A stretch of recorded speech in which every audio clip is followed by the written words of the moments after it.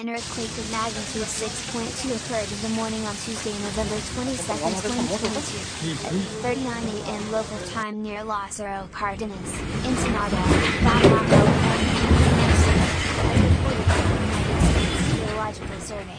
According to preliminary data, the quake was located at a shallow depth of 19 kilometers.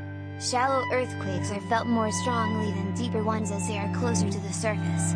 The exact magnitude, epicenter, and depth of the quake might be revised within the next few hours or minutes as seismologists review data and refine their calculations, or as other agencies issue their report.